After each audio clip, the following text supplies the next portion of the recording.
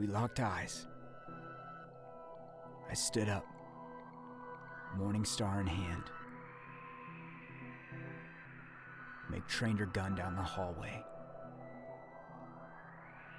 We knew they were just about on us. And we had one option. We fight.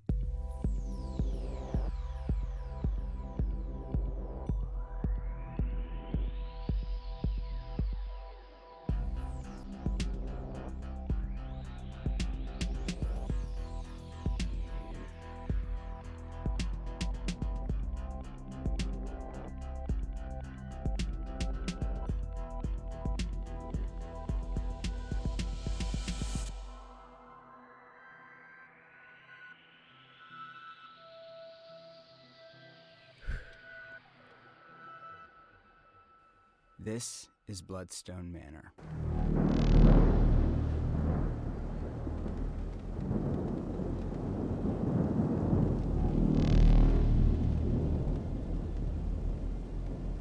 Don't rush at them. Wait until they get close and stay behind me, Meg said. I hefted the weight of the Morningstar in my hands, trying to get its balance. Okay, I said. Meg kept her gun pointed down the hallway. I set myself low, in a ready stance, my body remembering my wrestling career. My foot shifted into Troy's lifeless body.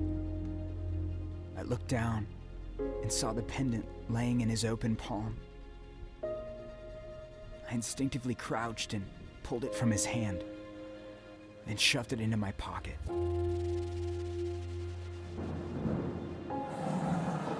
A roar from down the hallway turned my head. They were here.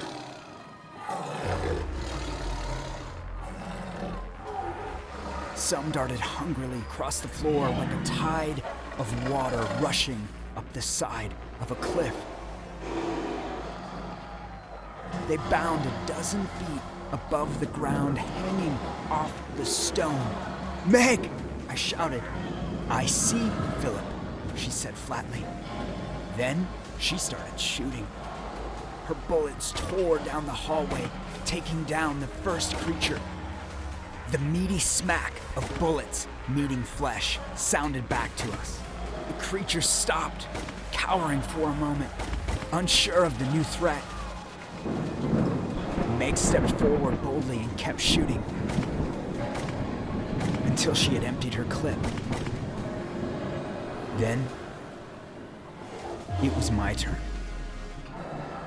The first creature came within an arm's length, and I hefted the Morningstar, arcing it through the air, catching it in the jaw, its head snapping back, bone crunching, and it crumpled into the ground. I leapt over its body, rushing toward the next. I swung my weapon, and as it tried to sidestep, it dug deep into its shoulder. With its other clawed hand, it ripped the weapon away from me, clanging onto the ground. And my instincts immediately kicked in. I used the momentum of the animal, sweeping it off of its feet, and then threw myself onto the next, tackling at its knees. I scrambled atop and smashed my elbow as hard as I could onto the bridge of its nose. To no effect. I pushed away right as the claw whisked past my face. And Meg stepped in, putting a bullet right between its eyes. A spray of blood spattered on my shirt. I fell back to grab my Morningstar as Meg's revolver sounded, deep, booming. Heads exploded left and right. If I'd had time, I would have been astounded by her accuracy. A creature lunged at Meg from behind, but I leapt to her side, my Morningstar arcing high above my head, bringing it down hard into the top of its skull. The points dug in, and I had to jam my foot at the base of its skull to rip my weapon free, sending a scatter of gore and bone. I don't know how long we danced in this maelstrom of blood and death. The creatures were starting to shrink back until a low rumble from down the hallway steeled their spines. Strength sapped out of me. My shirt was wet with blood, much of it was mine. I looked at Meg, her leg bleeding badly, her pants torn open, and deep scours of claw marks ripped down her back. And then we heard the guttural rumble of the giant alpha striding toward us.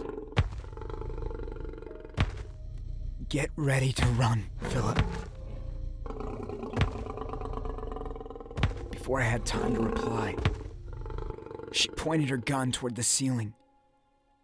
Shot once and twice. And as if in slow motion, a heavy timbered chandelier came crashing to the ground, crushing the alpha beneath its weight, scattering glass and chips of wood. Run, Meg said, jumping debris, dodging claws, and slipping on the broken glass. The alpha was struggling against the chandelier, bellowing in pain and frustration, but we could hear the growls and grunts of the other creatures. Already falling in pursuit, we ran in the only direction we could, flying through the burning room, down the hallway, around the bend, an endless maze of doors and pillars and windows and lightning. They got closer and closer, and we reached a T. Right, I said to Meg.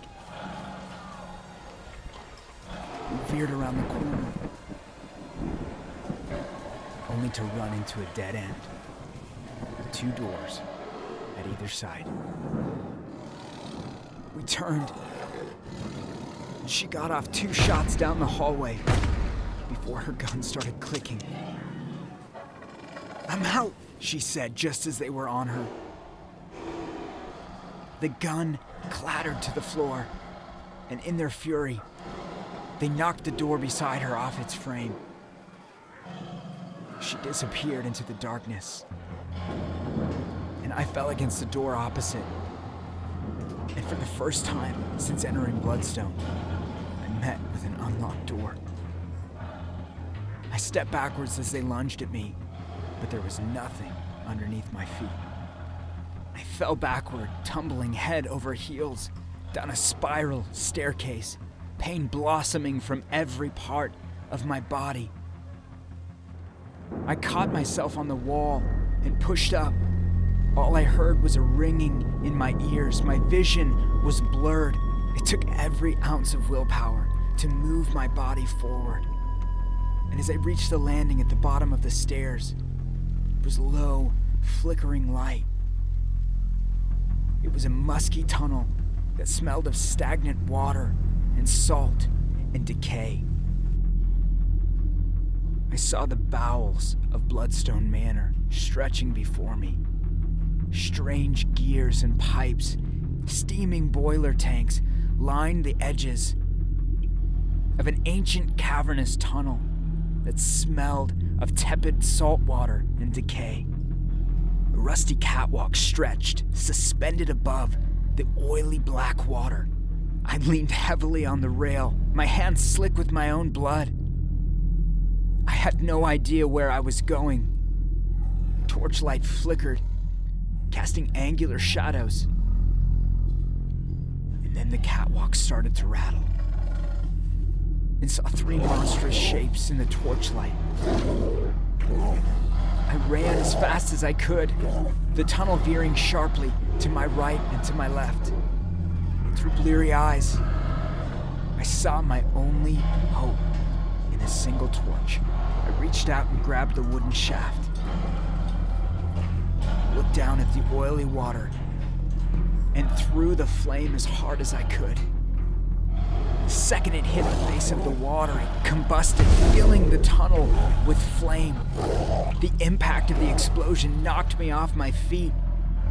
I gasped for air as the flames consumed the oxygen in the close tunnel.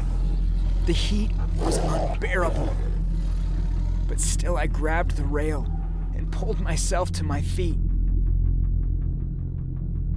As the flame abated, I saw the creatures cowering away from me.